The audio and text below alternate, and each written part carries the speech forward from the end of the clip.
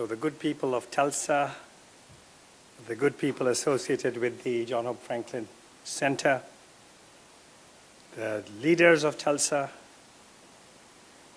the participants of this symposium, and the wonderful person who generously introduced me, dear friends.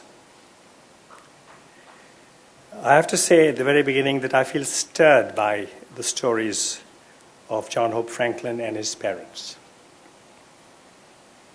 I feel stirred by the stories, what you describe as a pogrom of 1921 here. I'm also conscious of the sorrow in April of this year in Tulsa. And I'm aware of the resolve of the late John Hope Franklin and this center to transform past pain and past shame into a signpost for a journey of healing, hope, and pride. Now, I'm not a good enough student of race in America, and this is a first-time visit by me to Tulsa and Oklahoma. So you will not get an insider's perspective. I think your father would have turned me out if I had tried to offer an inside perspective. So I'm going to take you way outside to this faraway country, India, this continent of Asia, partly, though not entirely. My career as a historian, for whatever it's worth, began fairly late in my life. From the start, I wanted to be a reconciler, and for years I thought I was working as a reconciler until I realized that I was also becoming a historian. I recognized what John Hope Franklin so powerfully underlined, that memory, detailed memory, harsh memory, painful memory, was critical to reconciliation. And I understood that the past had to be acknowledged before it could be addressed, let alone healed. I was 8 when in 1944 my grandmother died while she and my grandfather, then in their mid-70s, were prisoners of the British. My parents, my siblings, and I were allowed to visit her shortly before her death. I was 12 when in 1947 India became independent, and I was 12 and a half when in New Delhi, the city where I was going to school, my grandfather was killed by a group of Hindus who thought that Gandhi, a Hindu, was friendlier than necessary to India's Muslims. The India that became free in 1947 had also been divided into two, a Hindu-majority India and a Muslim-majority Pakistan. Killings had marked the partition, and many Indians and Pakistanis stepping into the future thought of one another as enemies. Although I had been moved by my grandfather's unceasing and extraordinary efforts for Hindu-Muslim reconciliation, efforts many of which were made around me in New Delhi while I was growing up there, I too imbibed the prejudice. I was 16 years old in September of 1951, 4 years after India and Pakistan had emerged as free nations, when a young journalist working on the newspaper my father was editing came up to our apartment, which was located on the floor above the newspaper's offices. This journalist had with him a piece of paper hot off the teleprinter, which he wanted to show my father. I looked at the piece of paper as I let him in. It read, Liaquat Ali Khan, Prime Minister of Pakistan, has been shot, MTF. Knowing that MTF meant more to follow, I said to the journalist, I hope what follows is news that he is dead. Expecting a smile at my clever remark, I was surprised when the journalist gave me a frown. Embarrassment and shame followed. Afterwards, I realized that along with popular prejudice, a desire to be macho had prompted my comment. I was, after all, a boy trying to be a man. 33 years later, the memory of my mean reaction was a factor in my producing a study of the lives of 8 influential Muslim leaders, including the man shot in 1951, who had helped shape the Pakistan and the India that had grown along with me. Thanks to my luck and to God's grace, and also perhaps because of an effort on my part to tell all sides of those 8 stories, this 1985 book not only remains in print in different languages in India and Pakistan, Hindus and Muslims have both liked it, and the book may be said to have aided reconciliation. Not, I have to concede, to a high enough degree. If you know what's happening in India and Pakistan, much remains to be done. In trying to tell all sides of a story, I also resisted the temptation to skip over facts that appeared likely to hinder reconciliation. It was with good reason that Archbishop Desmond Tutu and his close allies, including Nelson Mandela, called their South African commission a Truth and Reconciliation Commission. Without truth, reconciliation can serve as camouflage for continuing injustice, mistrust, unfairness, or domination.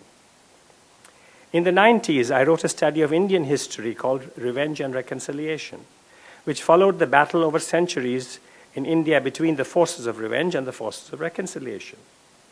On both sides, siblings of these warriors joined this battle. While forgiveness, trust, accommodation, and acceptance did duty alongside of reconciliation, the sibling partners of revenge were power lust, domination, rejection, and so forth. Where did forces like honor, autonomy, equality, justice, self-respect, and dignity line up? Though revenge frequently claimed these soldiers as allies, and though the status quo usually felt nervous about them, they belonged, my study suggested, to the column of reconciliation. Not only does reconciliation demand honor, history suggests that a real fight must often precede reconciliation. We know that Gandhi and King insisted that such a fight had to be nonviolent, yet it was a fight all the same. Whenever either Gandhi or King went to nonviolent battle, some of their friends or admirers became uneasy. They disliked the idea of their friend or hero inviting tension or opposition. Most here are familiar with King's answer to such doubting Thomases, given in his letter from the Birmingham City Jail in April 1963, but for the sake of those who are not, let me read it briefly. While insisting that one who breaks an unjust law must do it openly and lovingly, King added, I've earnestly worked and preached against violent tension, but there is a type of constructive, non-violent tension that is necessary for growth. I have never yet engaged in a direct action movement that was well-timed according to the timetable of those who have not suffered unduly. For years now, I've heard the word wait. This wait has almost always meant never. The African American has many pent-up resentments and latent frustrations. He has to get them out. So let him march sometime. Let him have his prayer pilgrimages to the city hall. Understand why he must have sit-ins and freedom rides. If his repressed emotions do not come out in these nonviolent ways, they will come out in ominous expressions of violence. This is not a threat, it is a fact of history. End of quotation. Like King, Gandhi had many white friends, British and American, who sympathized with his independence movement. They liked the fact that it was nonviolent and the fact that Gandhi sought reconciliation between the Indians and the British. But each time Gandhi felt he had to launch a new struggle of civil disobedience against a British order or a British law, these friends were filled with misgivings. Gandhi's reply to such friends was twofold. One, the law he was planning to violate, he argued, was unjust.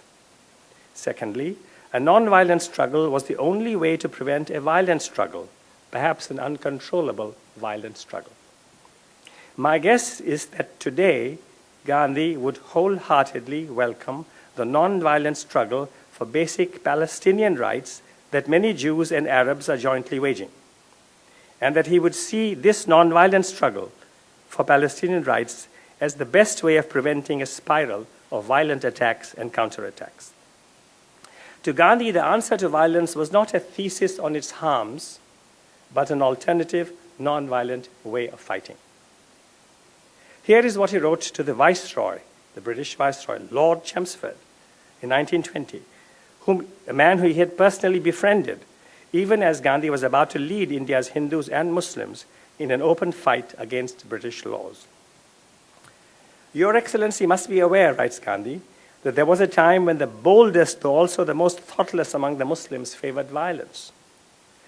The school of Hijrat, Gandhi is speaking here of an influential group with extremist ideas, has received a check if it has not stopped its activities entirely.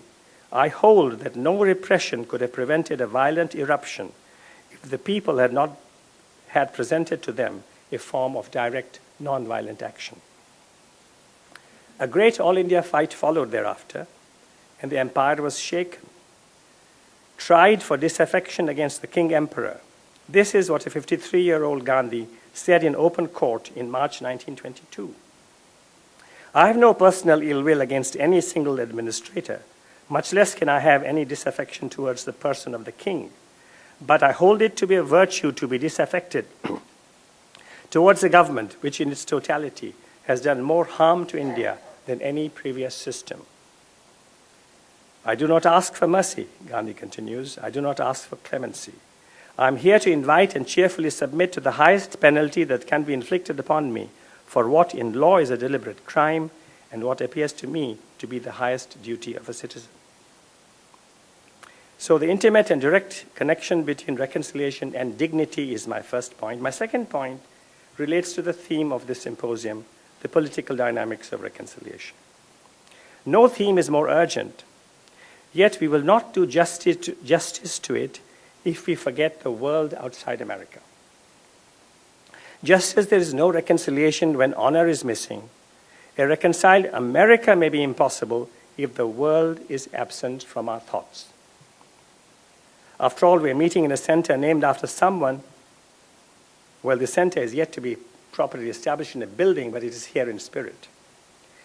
We're meeting in a center named after someone who had rejected the idea of having a center for African American studies named after him, insisting he was a historian of America and the world.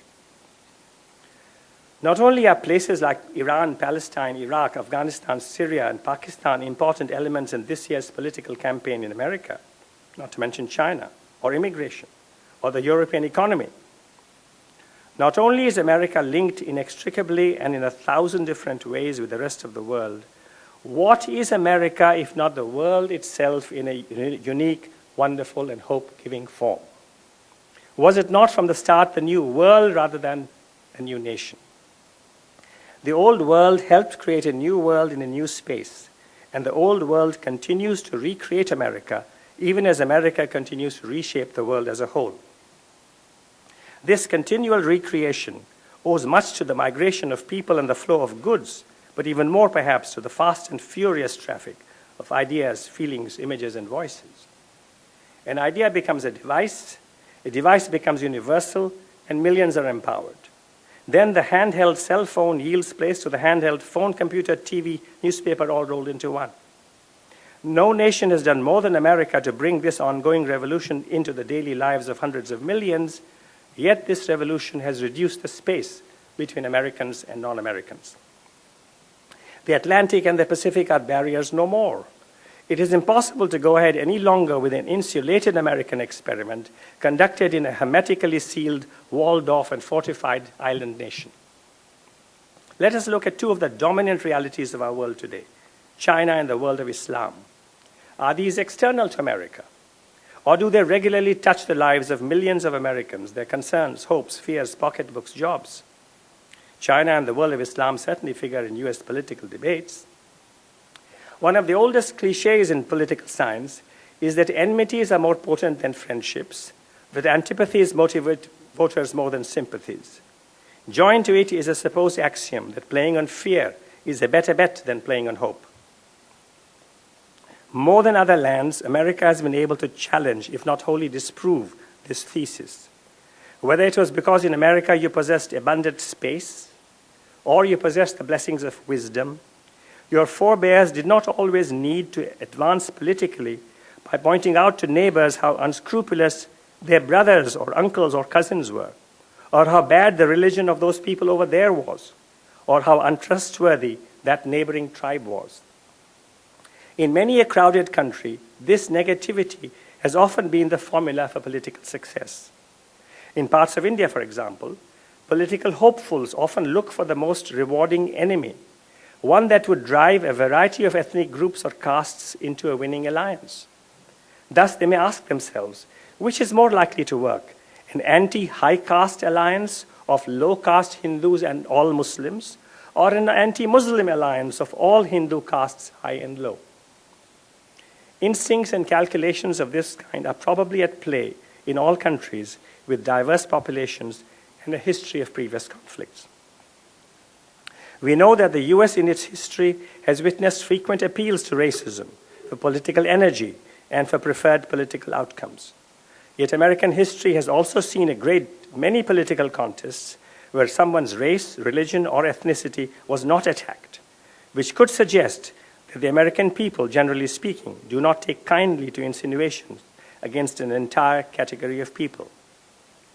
Yet how sure are we about such a conclusion today, when it seems that political points can be gained by provoking fears and dislikes of, for example, China or the world of Islam? Let me add that this expression, the Muslim world, is hardly satisfactory, for that world is divided, often bitterly divided, by sect, language, tribe, and nationality. Homogeneous is exactly what the world of Islam is not. Even so, for brevity's sake, I will speak of the world of Islam. To return to America, if insinuating that President Obama is a Muslim or not tough enough against Muslim countries or against China is seen as an effective way of hurting his re-election prospects, then we have to ask whether America truly rejects the proposition that some categories of human beings are inferior to or more dangerous than other categories. Muslims of different ethnicities have been Americans for a long time. Many Muslims from Africa were brought here as slaves. That it was constitutional to practice and preach Islam was pointed out in specific terms long ago by Benjamin Franklin and Thomas Jefferson. Today, American Muslims serve in the US Armed Forces in significant numbers and participate in American life in numerous other ways. Yes, 9/11 changed the climate. If critics charged that Muslim voices were not loud enough or clear enough or frequent enough in denouncing terrorism and extremism, Muslims replied that their repeated denunciations were not aired or recognized, and added that discrimination against Muslims was not being addressed. By the way, I was very heartened earlier today to hear about how in Tulsa and also in Denver, the mayors responded to the challenge that 9/11 posed to the Muslim community in the United States. Yet I've also heard Muslim visitors and immigrants say they feel freer and more comfortable about their faith in America than in most countries of Europe. Today, thankfully, interfaith dialogue takes place in a number of American cities, but there's room for more dialogue internationally between Americans and Arabs, between Americans and Iranians, Turks, Pakistanis, Afghans, Indians, Bangladeshis, Indonesians, Nigerians, Sudanese, other peoples containing a large Muslim presence. This may be important even for reconciliation inside America, for in most cases, immigrants cherish their links with their country of origin and long for it to have a relationship of mutual respect with the US. In my view, it is likely that in the long run, the hitherto uneasy relationship between America and the world of Islam will improve so as to benefit both sides. From the autobiography of Malcolm X, we learned that his encounter with Islam in the Arab world helped heal the rage that had occupied his heart. I think some of you will remember that. It is possible, similarly, that their interaction in America's free air with people of different ethnicities and beliefs will give Muslims from the Middle East, Africa, and Asia inspiration and ideas to strengthen America's ties with their countries of origin. If we look around, we will find that something like this is already happening with Muslims in different communities in the United States. Let us not gauge the future of the world of Islam from the headlines of violent incidents or from the extremist rhetoric of some of its self-appointed spokesmen. That rhetoric is being challenged with bravery or ingenuity in country after country in the Muslim world today, openly by some, indirectly yet effectively by many others. One day, God willing, persons of goodwill will command the megaphones in the world of Islam, and all of us will hear the words of reconciliation that today are uttered either softly or at great risk. Yet how the megaphone is being used in this country is also worth asking. During the recent primary contests for the Republican nomination, it was troubling at times to hear language denigrating Muslims or disparaging their faith. Quote, "I get a kick out of folks who call for equality now," unquote, said a presidential candidate in Boiling Springs, South Carolina, on January 20, speaking to an enthusiastic crowd packed into a restaurant. Well, he added, we want equality, and he asked, where do you think this concept of equality comes from? Answering his own question, the candidate said, it does not come from Islam, it does not come from the East or Eastern religions, it comes from the God of Abraham, Isaac, and Jacob. That's where it comes from. I don't think the candidate would have lost much had he just spoken the last sentence and omitted the two preceding ones. It is a pity that he chose to put down Islam and the Eastern religions. In much of the world, including several parts of the US, Muslims and non-Muslims live as close neighbors, in some cases as good friends, mostly as law-abiding, coexisting, non-interfering, at times cooperating citizens. Let us not condemn them to live in perpetual enmity in an unchanging climate of fear and suspicion. Now, as people move out or in, the demographic mix of a place changes. The mix may change differently in different parts of the same country. Moreover, the local dynamics of reconciliation may vary from a national dynamics. In either case, the dynamics get complicated when more than two parties need reconciling, which is almost always the case. Of course, this is true of today's America. But it was also true of India when Gandhi was struggling for India's independence. Now, this is a somewhat faraway story, but I think it's relevant, so bear with it. In Gandhi's struggle, we find attempts to reconcile Indians and the British, Hindus and Muslims, high caste, low caste, and the so-called untouchables, individualistic colleagues of his, members of the crucial team he was leading with one another, and possibly the most poignant attempt of all, his eldest son Hari Lal with himself. Gandhi had his work cut out. Indian militants, Hindu and Muslim, hated the idea of reconciliation between Indians and the British. Remembering the centuries of Muslim rule that preceded British rule, and conscious of dominant Hindu numbers, many Hindus wanted to rule over Muslims, not share power with them. On the other hand, some Muslims felt that the end of British rule should mean a return to Muslim rule. High caste Hindus were shocked by the idea of equality with the untouchables. Radical untouchables wanted a separate world for their brothers and sisters, not a common world where the better educated high caste Hindus were likely to dominate. As for Gandhi's close and crucial team of Indian leaders, they were divided by human rivalry, also by ideology. Some were socialist, internationalist, and modernist. Others were conservative and parochial. A simultaneous fight on several battlefronts was called for. One for India's freedom, another for Hindu-Muslim unity, third for justice between castes, and fourth and fifth and so forth. Now, thanks to the toil and commitment of a great many Indians, and to Gandhi's own leadership skills, including on when to fight and where to fight, India's several gulfs were in fact bridged. Independence was won and reconciliation was achieved, not fully of course, not for all time, but to a large and in fact astonishing degree. Though to Gandhi's sadness, Muslim-majority parts of India became a separate country called Pakistan, the rest of India that became free was neither a Hindu country nor a country for high castes, but a large nation where equality was assured to all and punishment prescribed to those discriminating against anyone for their race, caste, gender, or religion.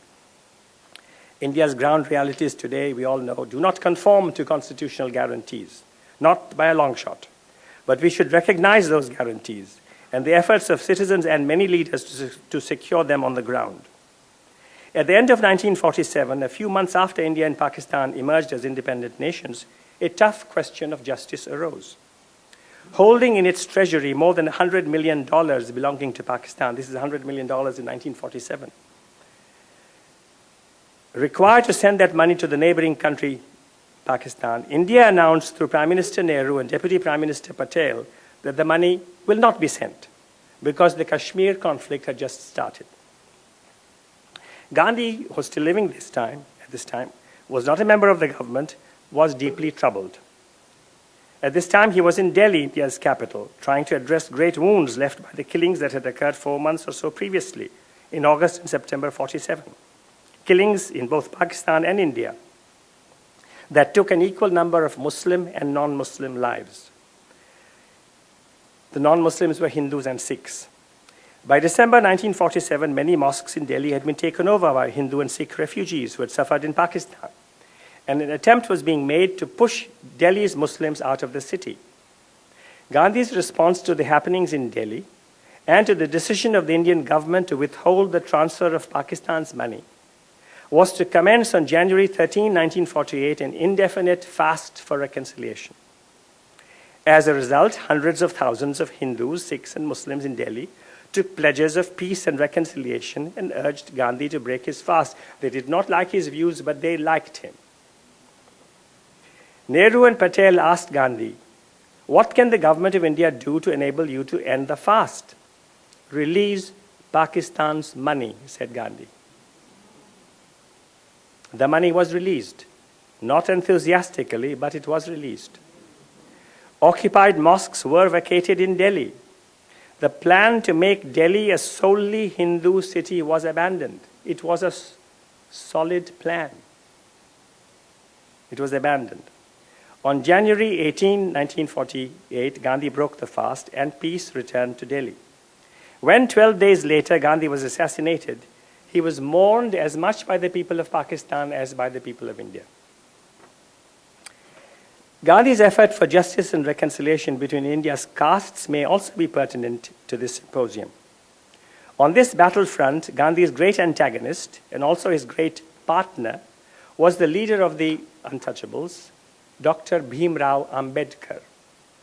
22 years younger than Gandhi, Ambedkar, a gifted lawyer, fought passionately for untouchable rights after obtaining degrees at Columbia and the London School of Economics. He saw the British as allies and the Hindu high castes as his foes. In the 1940s, the British appointed Ambedkar to the Viceroy's Executive Council. Charging that Gandhi, who had been born into a high caste family, did not confront the Hindu caste system hard enough or directly enough, Ambedkar declared that he would give up Hinduism someday in the future, and he asked for untouchable rights to be entrenched before British departure.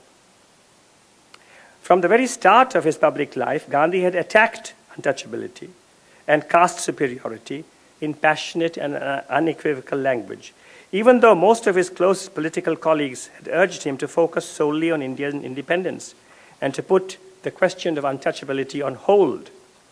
Thanks to Gandhi's unceasing campaign, the bulk of Hindus in India acknowledged untouchability as a great sin.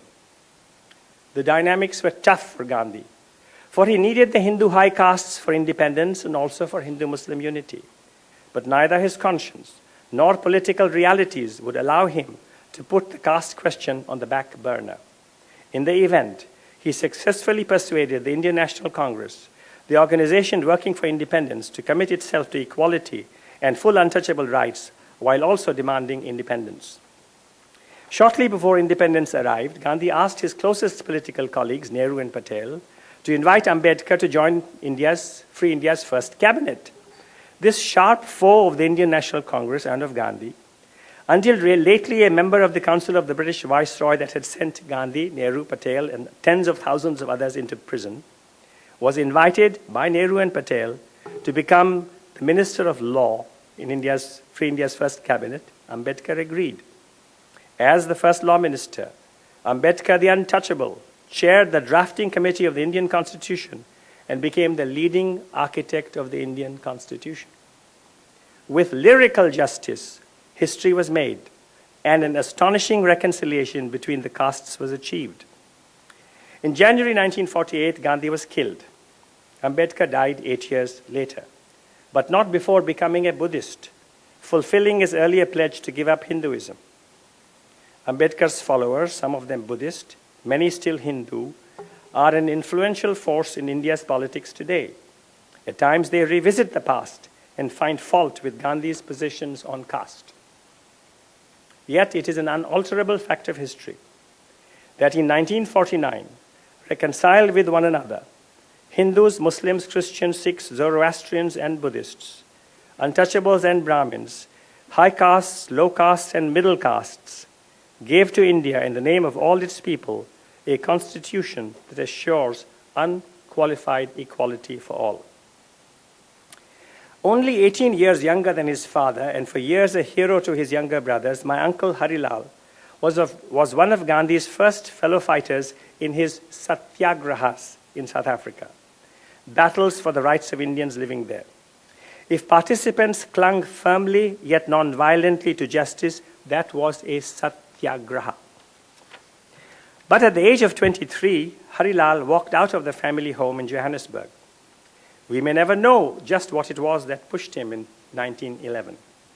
Was it the rigor of prison life in South Africa? Was it the father's stern policy that his sons should not be favored over any others? Was it the father's embrace of a simple life after some years of prosperity as a lawyer? Or was it simply Harilal's longing to be free, to be just himself? Gandhi found it hard to be the ideal father and considerate husband, while also waging his numerous battles and managing his growing team. During those critical South Africa years and later, Gandhi indeed gave much time to his son, meeting face to face or writing long letters to him, though he perhaps advised Harilal more than he need have. The son was independent and could do what he wished the father would say or write, yet what the father wanted him to do was also always spelled out. Harilal enjoyed the publicity he predictably received whenever he criticized his famous father. He was drunk and created a scene in 1944 when he was permitted to see his father and his dying mother, then prisoners of the British Empire in Pune. To nephews like me, Harilal was a charming and gift-giving uncle who arrived without notice and left with equal abruptness. The father of the nation frequently found himself being rejected by his eldest son. The victor over Churchill was helpless before Harilal. Praise showered by the whole world could not wash away the wound in Gandhi's breast about his son, who died less than 6 months after his father's assassination. Harilal went to a newspaper office in Bombay with a statement of tribute, but the journalist he met seemed to doubt that it was Gandhi's eldest son. I speak here of the pain between the father and the son, my grandfather and my uncle, in order to remind all of us that reconciliation in America or elsewhere in the world will have to include reconciliation in the family. I'm certain that not a soul here is unaffected by the pain of separated and suffering families or of incarcerated near and dear ones.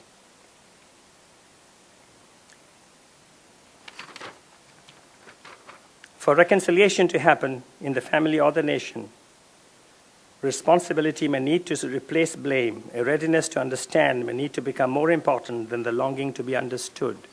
We may fail even as Gandhi failed with his son, but perhaps we should try even as Gandhi tried. Now, as a national of another country who has spent several years in America, I've been struck by the American dream which says, set a goal, no matter how high, work hard, be gritty, you will get there. In other parts of the world, a dream is a fancy. The power of the American dream is that often, though not always, it is reality. A janitor's son does on occasion become a college president, and so forth. Out of about 200 countries in the world, only one has an image of this kind, which is one reason why at American consulates the lines of visa seekers are long. With an in-migration that has gone on for centuries, and with people moving within America, some industries fading out, new ones growing, with a traffic of ideas, images, and genes within America, and with the rest of the world, America constantly renews itself. Let me confess that when I visited America for the first time in 1957 and saw some of its cities, I did not imagine that a black man would one day occupy the White House. Some of you may have imagined it at that time. Of course, most of you were not around at that time. But I did not. However, to my great good luck, in the summer of 1957, I did meet Dr. Martin Luther King Jr. in Washington, D.C. He was only 29, and I was 21.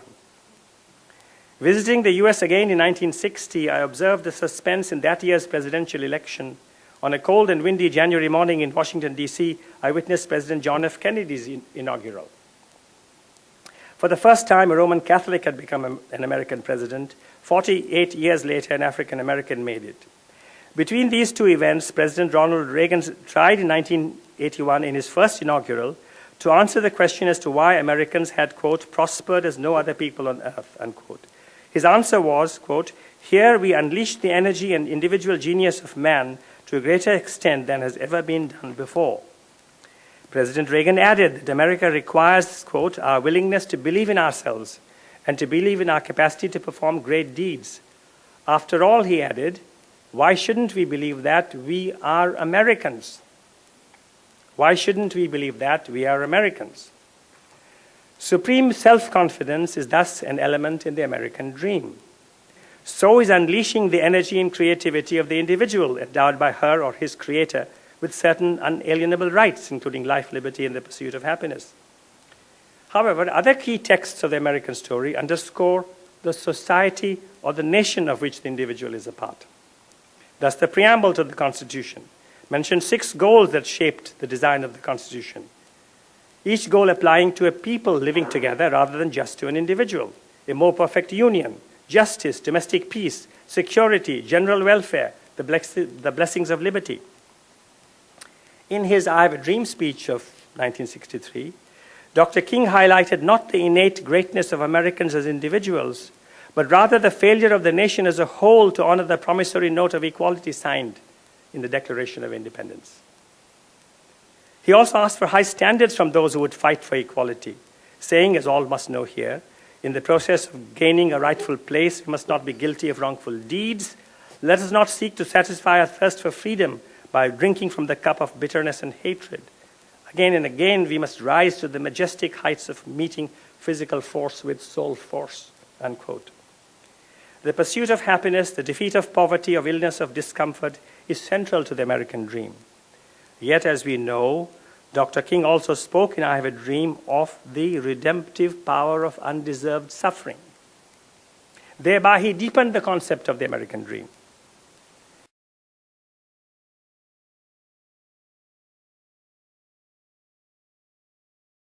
Back, I saw a quotation from Dr. King opposing the Vietnam War.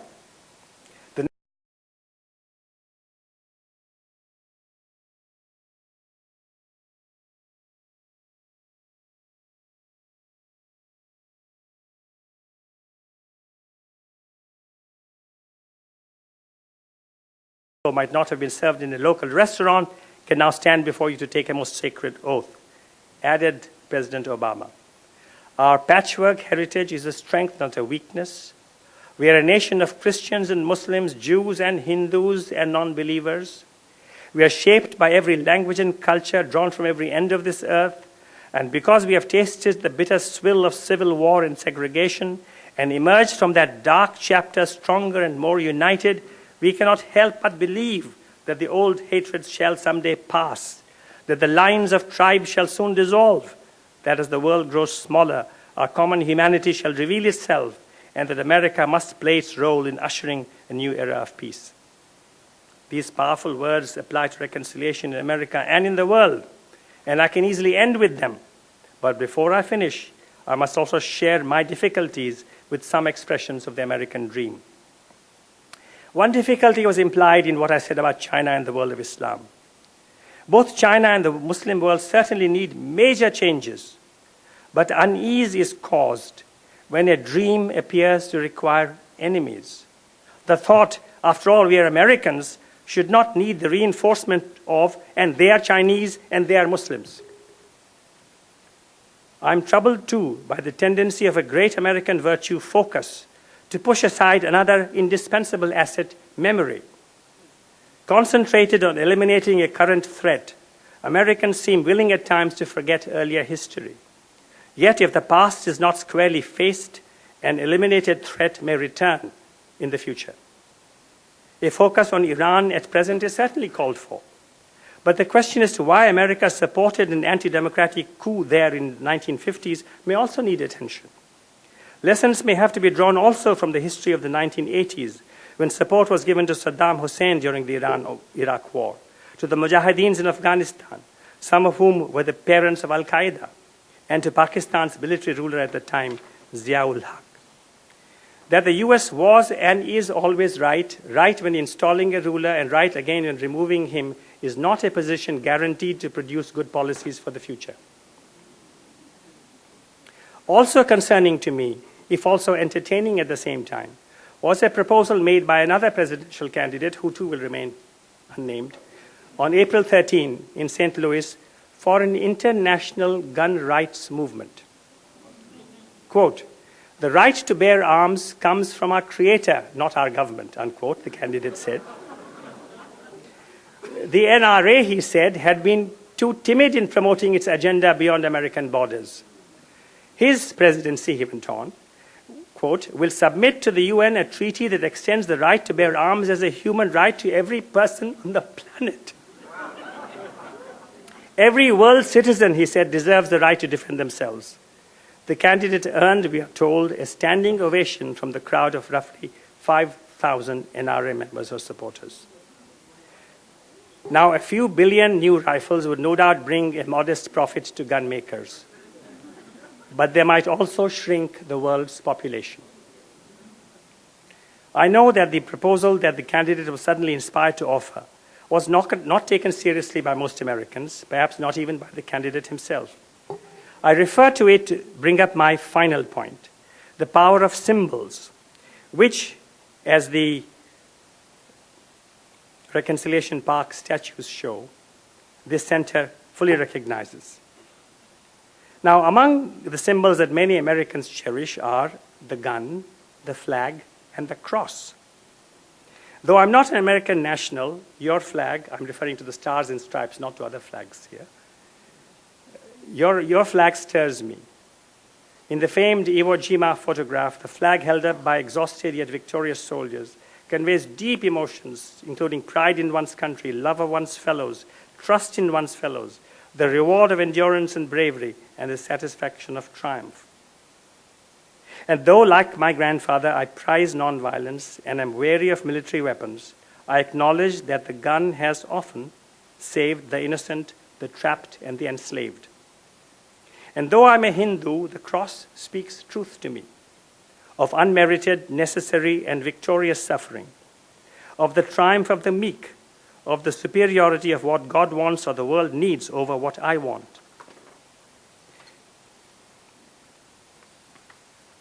I'm troubled, however, when I detect an assumption in some Americans that the cross, the flag, and the gun are but three different forms of the same sacred object. An America wanting its citizens reconciled with one another and with the people of the world will need to remember the difference between the gun and the flag and between the flag and the cross. The gun has its place, but not as high as that of a fearless heart, a forgiving heart, or a caring heart. Amazing as America is, it is not the world. And wonderful as Americans are, they do not constitute all of humanity, which, in the eyes of many, the cross represents and addresses. Now, the cross, of course, is a religious symbol. But America has other wonderful expressions too. It has the Statue of Liberty, the Declaration of Independence, the Gettysburg Address, the I Have a Dream speech, and so much more to make the world feel closer to America. Above all, America contains and offers humanity itself, humanity made one, humanity constantly renewed. Allow me to end by offering my respect here in Tulsa, Oklahoma, to the extraordinary people of an extraordinary country.